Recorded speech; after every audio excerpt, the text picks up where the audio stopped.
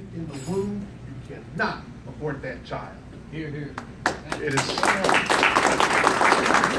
gaining support, I'll say, albeit slowly, in the House and over on the Senate side. They're saying that's too hot a topic right now, Mike. Now is not the time. I said, you tell me when is the time, when is it not the time to save a life? That's right. Amen. Well, I'm wondering what leadership has to say about that. Why do you have to ask anybody's permission to save a life? That's right. Can you drop some names so we can make some phone calls? Well, I would encourage you to do this. Okay.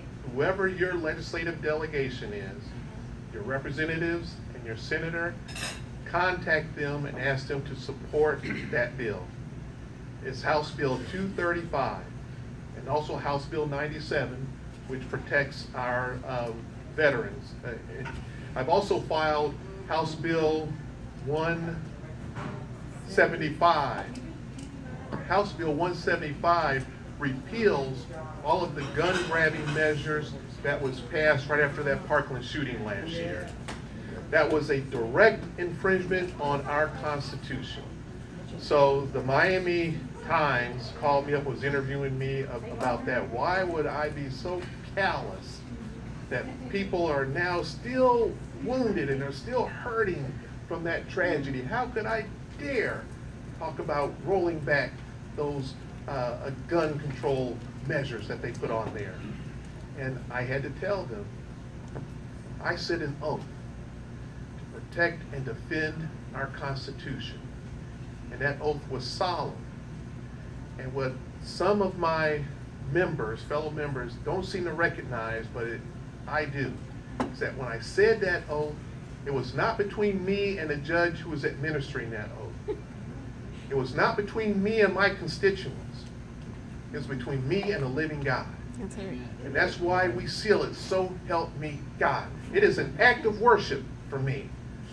So when I say, God, I promise, I swear to you, I'm going to protect and defend that Constitution.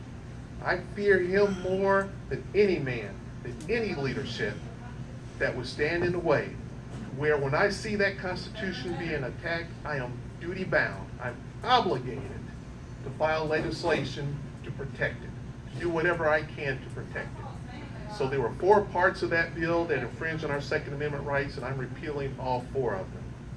And again, I would encourage you, contact your legislative delegation and tell them. Was very much for that bill. So Who's your senator? Travis Hudson. Yes. So Yeah. yeah, he and I went round and round about that. So feel free to contact Travis Hudson. Tell him to sponsor.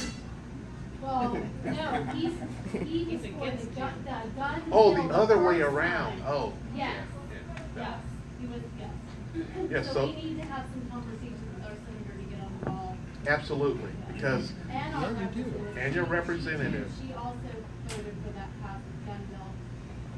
now it's and so I was being interviewed about that, and they said, how are you going to convince members to vote for that bill when that wound is so raw that it's too soon to try and take that Band-Aid off? And I said, first of all, that wound is always going to be there. You can't lose a child like that and forget it. It's going to be with you the rest of your life, and it's a tragedy, and my heart aches for them. I have 3 grown children and a granddaughter. I couldn't imagine that pain that they must be going through. I said, it's always going to be there. And with that, you cannot legislate based on emotion. You have to remember your oath. That's how I would try and convince them to vote for that. Remember your oath. Did you take your oath seriously? You swore, you promised to protect and defend that Constitution. Did you take that oath seriously? And if you didn't, perhaps you're disqualified for being in office, because that was part of your qualifications for being in office, was to take that oath, to say it. So I'm going to remind my constituents, my members, remember your oath. Honor that oath. Don't let emotion rule the day, which it did last year.